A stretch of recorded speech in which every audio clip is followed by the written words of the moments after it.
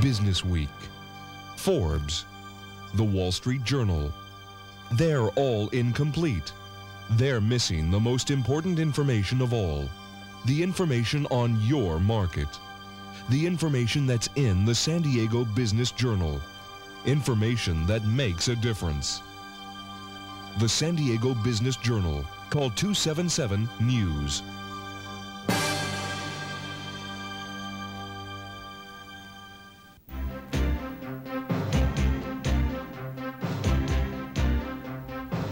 From America's finest city, a city of innovation in technology, bioscience, manufacturing, tourism, and entertainment, this is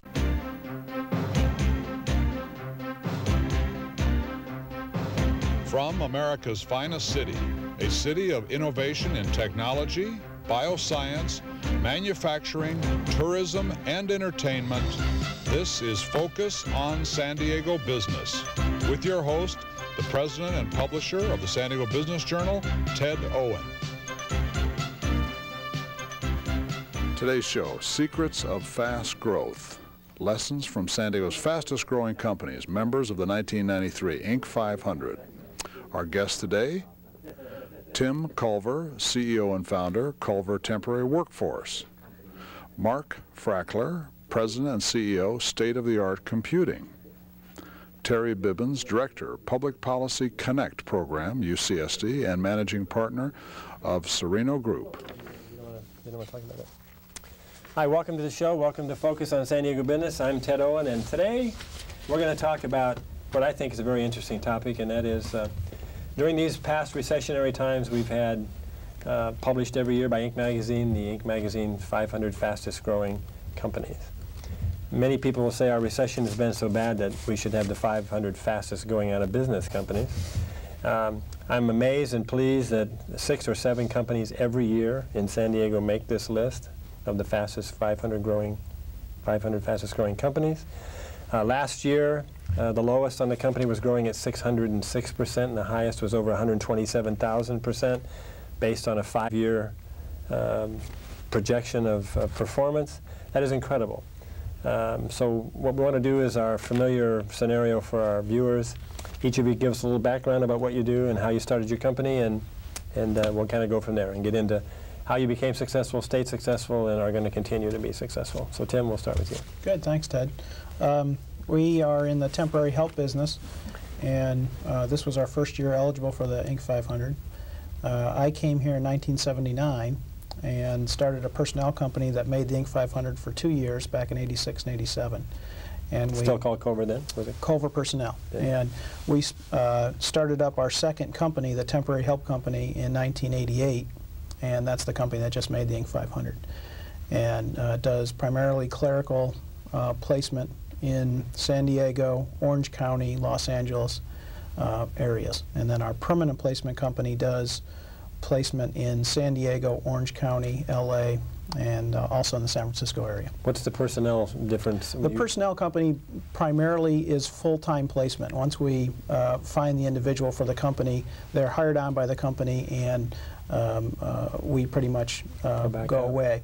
The temporary help company, there are employees, and they're sent out on a job for perhaps a day, for perhaps a year, but they remain our employees even though they're working out at the particular clients. Okay. How many offices? We're up to 20 offices, 6 temporary, and the rest are all permanent placement. That's pretty good. Just in California? All California. Mm-hmm. Yeah. We like California, and we're going to stay here. All right. I'm sure you've had offers to go elsewhere. Yeah. We'll get into that a little later. Mark, how about yourself? State-of-the-Art Computing is a software engineering company. We provide software engineers on a temporary basis to companies around San Diego to help develop their products in-house. We also will, if they desire, develop the entire product in our facility under our management, relieving them of the engineering task itself, and allows them to focus on a core business, whatever that might be. I founded the company in '84, one-man shop, put my plaque up and went off and got some consulting work. Grew it year by year, and in 1987 hired a sales person, and we've taken off since then. How many people now? We have 75 engineers in the field and an office staff of 10.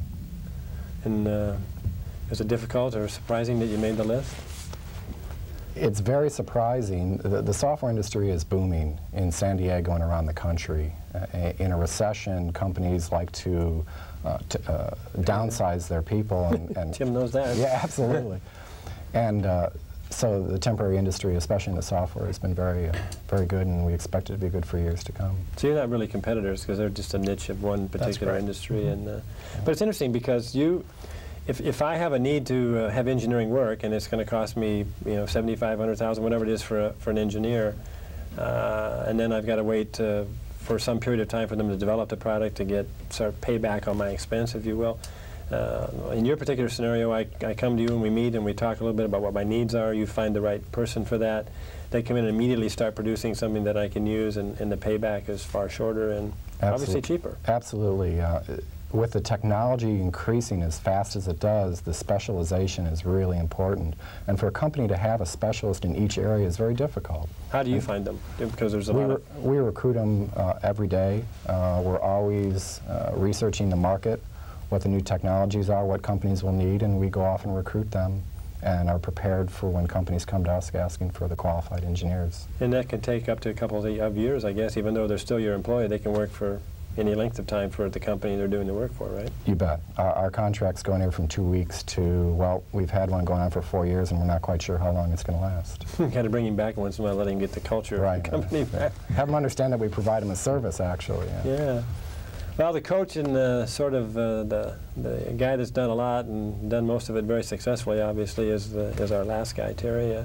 Tell us a little bit about your background that led you into the Connect program and then what Connect does. Okay, thanks, Ted. I started in 1958 up in Silicon Valley after graduating from Stanford, and spent about 20 years of my career up there. Almost all of that was with small, rapidly growing companies, and that, of course, was a very busy time in the early 60s and late 70s. Started my own company in the late 60s, grew it for about 12 years, successfully sold it out, and then joined Loral Corporation. So I've had experience in the small companies and in the Fortune 500 companies. In Loral is where I first came to San Diego in 1982, running one of their divisions down here. Defense contractor? Defense contract, and at that time the defense business was growing very well. So we were in the position of being able to grow at 40% a year for 3 years.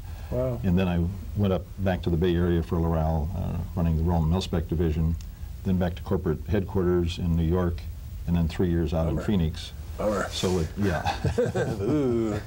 that covers a lot. New York is not available now. It's under so much snow they don't know where it is. I'm glad. Where did New York go? But when we were here in '82, the wife and I decided this is where we're going to end up. So when we retired, we came back here. Then now working with Bill Otterson and the crew over at Connect. Okay, so you retired from Loral altogether. Yes, I did. And did you start your own company then first? Do you have a little company? I have an investment company, our family investment activities that keeps me active with the small companies on a personal basis, and then about 3/4 of my time over at Connect. And I'm very fortunate to have gotten into the defense community when the Berlin Wall went up, and I got out when it went down, so I'm not struggling with all the You could have been the cause for both of those. I don't think so. Loral made it go up and you made it go down. That's right. That's good. Well, what do you do for Connect? And explain a little bit about what Connect is, because I'm not sure all the viewers know what that is.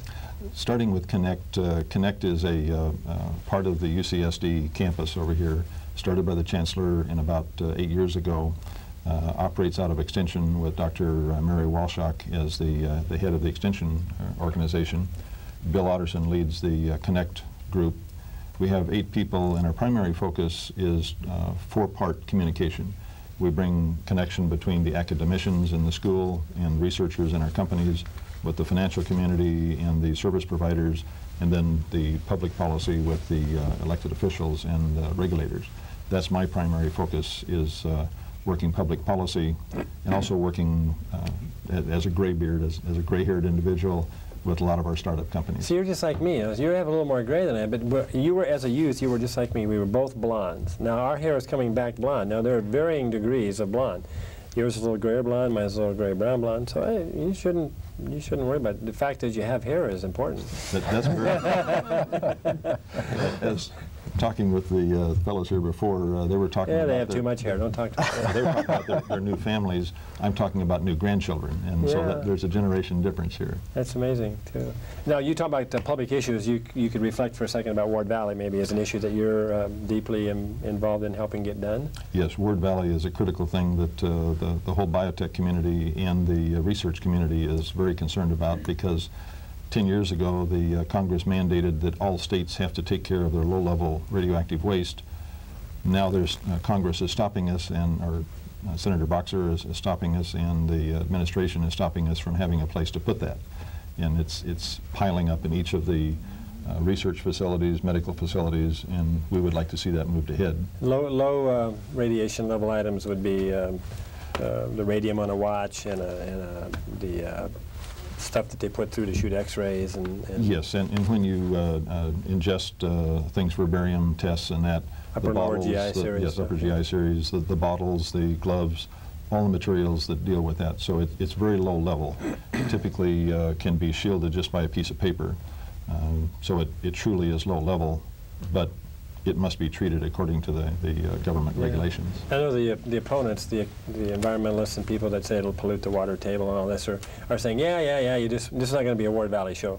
But you just want Ward Valley, then you're going to end up storing nuclear waste there from San Onofre and blah, blah, blah, blah, blah, and it's all going to get, which is obviously not true, but it's an industry problem that could certainly stymie one of our fastest growing industries, which is the biotechnology and the high technology growth of our region, because you no longer can take it out of the state of California.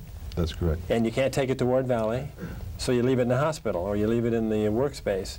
Yesterday, or a few days ago, I guess, there was a story in the paper of 450 tons of toxic waste sitting in a warehouse over in Kearney Mesa. I don't think the people around Kearney Mesa would like that to be there. So you have your hands full. Are you a registered lobbyist to do that? No, we are primarily an information organization. What we do is collect data. You're a schmooze supervisor. We're a schmooze supervisor. That's Bill Otterson's expertise. You're a schmooze tech, huh? Well, it's kind of interesting because Connect has had some great successes, and actually connecting the right people, either financially through the forum. I don't know if any of your companies have been involved in that, but the financial forum has brought the right kinds of people together to get these startup companies their operating capital. I've been fascinated by Connect. We've been a sponsor of it for a long time from the most innovative product side. But how Bill went from one person and an assistant part-time to 8 paid staff people doing this kind of work. And it's turned out to be the model for most universities are looking to put programs just like Connect together. So you should be very proud that you're involved in that and you're doing a really nice job. We need to take a break and we'll be right back after this little commercial.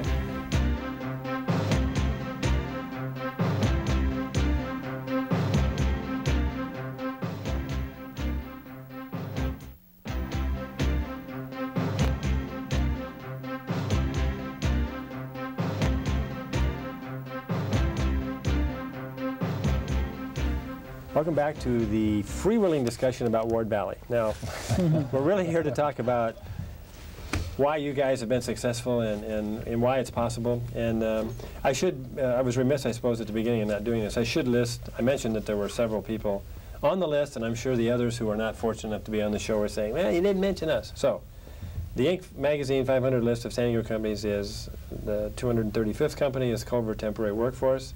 Number 306, Coverall Cleaning Concepts, who has been on the show once before. Executive Business Services, number 342. And what do you think they do? Do you know what they do? Executive Business Services? Temporary. Software development. Great company, bad name. No, I'm just kidding. Number 361, Grant Communications. They do legal services. I would have thought they were a PR firm. State-of-the-art computing, of course, is a hardware manufacturer. Wrong. Number 380, they're a software development company. And then HTI Bioservices, number 481, Biotechnical Services. So those are the ones that made the Inc. 500 fastest growing list. And we are duly proud to have you in our communities. Now let's talk a little bit about what made you start your own business rather than getting out of college and saying, I'll go get recruited by Xerox or somebody and I'll go do my thing. You didn't take temporary employment as your major in college, did you? Nope, I did not. I graduated from college and then went off and founded the company because I had a 2-year wait to go to business school, and I wanted to start something up where I could make money as I went through and got my MBA. And came out to San Diego and started, and got so excited about the business, and the business was so all-consuming that I ended up staying and didn't go back and get my MBA. So, what's the worst thing you feared that came true? Worst thing I feared that came true? I had a terrible time letting go of the business. Once I started, I had to control everything and had to be everywhere and do everything. And it took me a long time to slowly let go of the business and let other people delegate authority and let other people make decisions and start to step back from the business. And I started in '79. I was in the business for 14 years before I really was able to do that. Before I learned how to do that. And then your employees started dropping these hints like, have you heard of the word empowerment? That's correct. That's correct. Where'd you get the financing to start the company? I mean, how'd you do that? I was lucky enough to have a father who was very supportive, and he co-signed. He didn't want you at home. He figured. He wanted me. He thought, well, it was cheaper to have me do that rather than go get my MBA. So he co-signed a loan for me, and I made the payments on the loan, and I think I took out a $10,000 loan when I started the business and paid it off in the first year. That's good. And all our growth was financed internally from then on. How many employees now? We've got 120 full-time people that are on our staff in both the permanent, the executive search, and the temporary company. And then our temporary employees, we're up to about 800 temporary employees. Talk about the executive search for a moment, because we have such a huge defense pool of people out there. The brain drain, as the medias like to play with it, has of course not turned out to be as bad in California as we thought. Because they recruit a company doesn't mean everybody goes with them. But what's how many opportunities have been knocked on your door with people wanting to be placed? A lot. And we unfortunately don't do a lot in that specific field. Most of our executive search is in the biotech industry. We're rather fickle in terms of jumping from industry to industry where there's heavy demand. But we do get a lot of calls and a lot of resumes from displaced executives in the defense industry. And we're finding that a lot of them are going out and starting their own businesses. And organizations such as Connect and other things are helping them do that. As a matter of fact, one of the business magazines, I think Business Week, just released a story a couple of months ago that said 1 out of 5 of all new businesses starting in America are started today by people who have transitioned out of, either voluntarily or involuntarily, from other industries. Franchising and those kind of things, of course, have been started. And our little enterprise section on our own show talks about many of those companies doing it. So you've never regretted getting into what you do then, obviously? Not at all. I'm very happy that I started the company, and not having experience in a big corporation and not being brought up through that, I don't know what to expect, but a lot of people that I've talked to that have broken off and started small companies or have been in big companies, gone off and started their own, like the freedom and like the responsibility. You going to franchise someday? We've been asked to franchise several times, and again, that's a control issue. We lose a lot of control when we do that, and we've shied away from it. But you get a lot more money to help you console the fact you lost control. I mean, that's what they tell me, but I don't know about that. Okay, same series of questions. I know you'd remember them all explicitly, but first one is, what made you go into business for yourself rather than working for somebody else? And I actually started business, I guess, when I was in college. I had a little mini-mart in my college dormitory. I was the one who walked down to the local convenience store, bring back the chips and the cookies, and I'd put them in my refrigerator, and people would come down and buy, and so it was sort of innate in me for... You were a built-in entrepreneur. Built-in, I had a little credit system, and it all worked very, very well. Cookie monster. A little cookie. My mother's chocolate chip cookies were the best sellers, actually. But I got a job in the defense industry out of college as a programmer, and worked for about... Is that what your degree was? I mean, you specialized? I had a degree in economics, actually, and took a few programming classes at the end and realized that the computer field was much more profitable at that point than the economics. And after... Well, I told you that. Your economics told you, well, I learned a little bit in college. I'm out of here. I'm going to go do something else. But after about 3 years in the defense industry, I had worked with a lot of temporary engineers. and I saw how they were doing business, and I felt I could do a better job providing a good service to the customers, and also treating the engineers better and providing more of a service to them. They get health benefits and everything. They're different than a consultant, for example, who just comes in and gets paid a fee, because you provide them with the benefits. And we have a portable benefit plan. We have a 401k. We provide them health insurance with pre-tax dollars. Okay. But the real draw is the exciting work that they do, and a little bit more money. And they do it something different all the time. It's not necessarily... Correct. We move them from job to job, as opposed to being in one company and being stuck on one project for a long time. Go ahead. Are they more secure? They're probably more secure. I try to sell it as a major selling point for us, is even though we're considered a temporary agency, we feel we provide a more secure environment for them. Product-oriented companies, engineering firms that use our people, their core business is selling a product. Mm-hmm. The engineers are just merely a tool. And for us, our focus is finding them jobs, so we feel that it's a much more stable environment for them. So you actually go out and do the groundwork, the grunt work, actually to find the work, and then you go hire the people necessary to provide the level of manpower that you need? Correct. Two sides of our business, always looking for new work and always looking for new employees to fill those slots. So which one of your fears came true when you got into business for yourself? Interestingly enough, delegation of authority. It's it is a very difficult... Get the empowerment t-shirts out. I hired a very senior manager into the company, very, very capable, and it was a very difficult transition. He had to have the ability to run the business, and it was very difficult. It's your baby. It's hard to give up. Did it take you 13 years? It took me about 4 or 5 years, actually. 4 or 5 years to learn how to do it and to be comfortable with it. Now, I suppose neither one of you really looked at growing their companies to where they are today. You just have grown, managed to go with the flow, as they say. I mean, you didn't start out to be 18 or 20 or 30 or 40 offices or 75. 2 now. In fact, we just opened an office in the Bay Area. But you didn't start with that premise. I started to protect myself. I wanted to be a consultant. I wanted to earn the extra money that you earn as a consultant.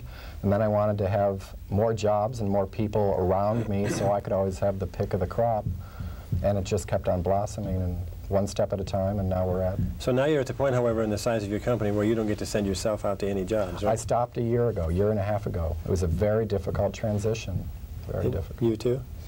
You don't get into the hands-on as much as you did? No. I cut my schedule back and delegated a lot probably about a year and a half ago, and now I'm primarily more involved with developing the values in the company and some of the strategies. My same focus also. You guys met before the show and talked this over, right?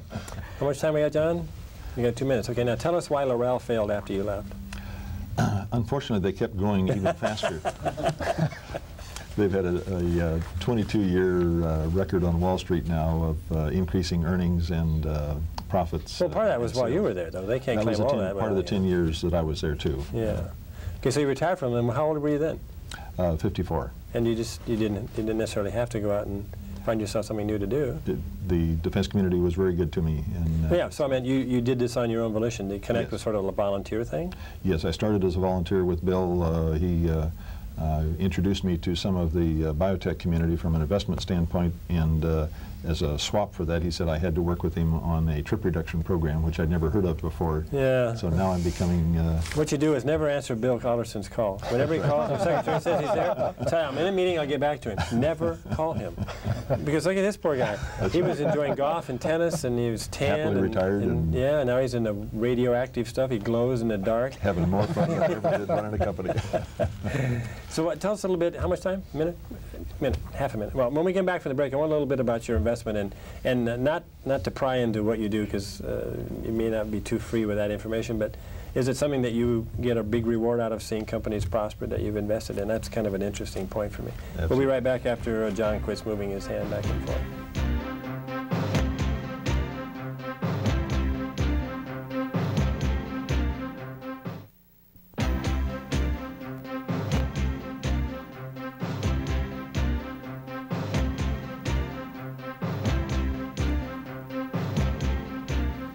Okay, part 3. What's the name of the little enterprise that now Bill Otterson gives you no time to do? What's the little investment? Sereno Group. Sereno. Where'd that come from? came from a Portuguese word meaning serene, and it was my wife and my decision never to get involved in anything that kept us awake at night. So that's one of the advantages of being retired. Except for Bill Otterson. Okay, so you invest in, as an investor into small companies that you... Yes, a lot of them were investments that I made in the Bay Area when I was up there, and some other activities here locally. As I said, I started to learn about the biotech community and just beginning to learn about that. So that's still fun for you to do? Oh, love it. It's more fun working with small companies than anything else I can imagine. And something that both Tim and Mark talked about here that I think is key to why they're on the Inc. 500 is both of them got past the knothole of being able to delegate. The real problem of growth in every company I've seen, including my own, was being able to go from the entrepreneur who can touch everything and handle it himself to the administrative manager who starts to delegate and hand it off to other members of the senior team. They've obviously done it. And I think that's, again, why they're here today. Yeah, they still have all their hair, too, and everything. Most I hate that. I read a lot of books, partial parts of a lot of books. My wife could attest I only read one book from cover to cover, which was Hunt for the Red October. Anyway, but one of the things I'd learned from that partial reading of a book was the most successful CEOs today, male or female, are those who are capable of hiring people who are smarter than they are and then leaving them alone. And just letting them run what it is they hired them for. And that's really the toughest part of delegation, to not hire your replacement per se, but hire someone who's going to do many of the things that you do. How do you get over, and we were talking at the break, how do you get over the hurdle of, there's two fears. One is the fear to let go, but the first fear is, when you decided to open your second location, was it a big problem? To reach out and to take another lease and to do more? Sure. It was a big decision, but I felt good about one of our values, and one of my values in starting the company was to create opportunity, and that's a clearly defined value in our corporation. And so I look at it as something that we want to do. We want to push people up and give more responsibility. And it's not only hiring someone and delegating authority, it's really working with them to do more and more, and giving them more of a chance to make decisions and impact the company. So do you practice the intrapreneurial spirit? Can they bring you product or ideas, and you support them financially and get on with the outreach of new product development? Or no? Yeah, our not so much product development with us as perhaps new services that we can offer, or new ways of offering services. And we love to test things and new ways of doing things. We start small, obviously, and make sure that they work. But almost every great major idea that we've got in the company is not mine. It's someone else's that so you hire somebody smarter and leave them alone. Sure, and we do our promotions from within, so we really like to develop the people as we go. But it's creating opportunity for them. Yeah, because that's how... And I can't create opportunity if I'm in the way, so I need to Took you a while to get that idea, though. It took me a while to get the idea for my position, but I was able to create a lot of opportunity underneath me. That's where spinoff. That's where the word spinoff came. GA Technologies is the classic case over on Torrey Pines area. They've probably spun off more than 50 companies, of which probably 2/3 are still in business. Not that they wouldn't accept the entrepreneurial nod from a guy or a gal who come up and said, geez, I got this great idea, boss, what do you think? We get a few bucks to start this up and look at it? Yeah, we like to do that. But next thing you know, he's gone. And he's out there as a competitor rather than like the IMED IVAC and some of those other things. They just do that when you don't. And there's a lot of big corporations that are now trying to get that spirit back into the companies, and they're working hard to do that.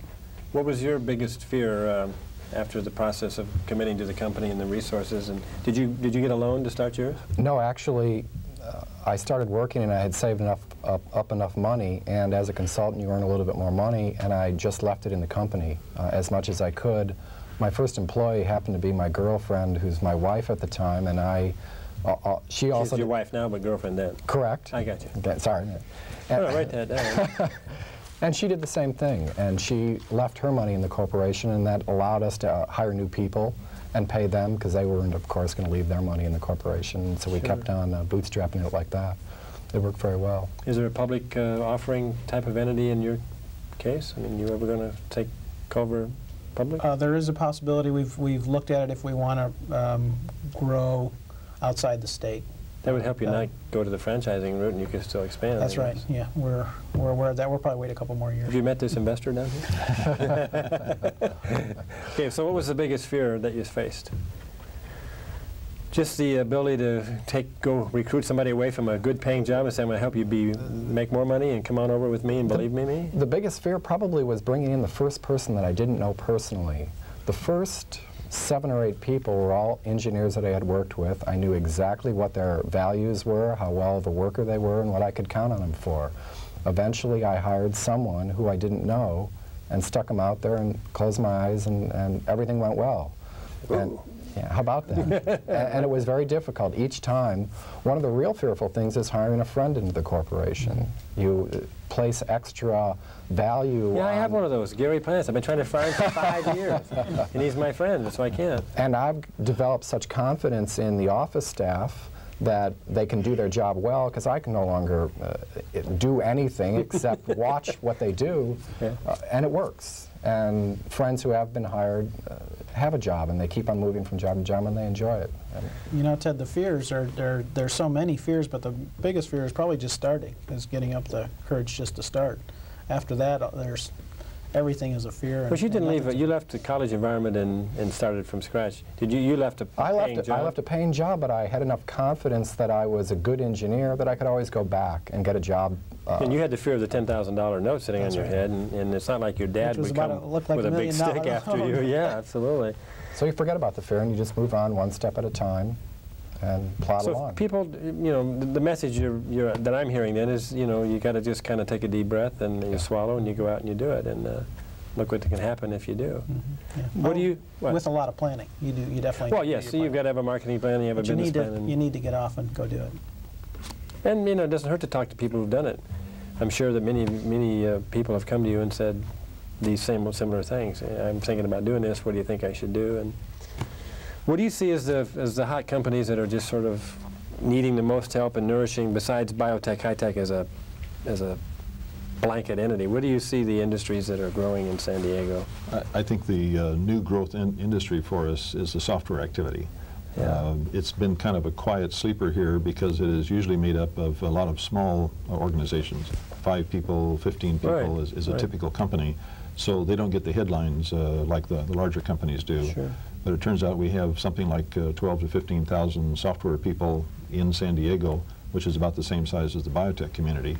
Yeah, and when we look at what's happening, as we look at the power of computers has grown so rapidly in the last 10 years, that now it's not the price of the machine, it's really the value of the software that we can bring in. Multimedia is coming in, and San Diego is very well positioned on that with Compton and spin-offs from there.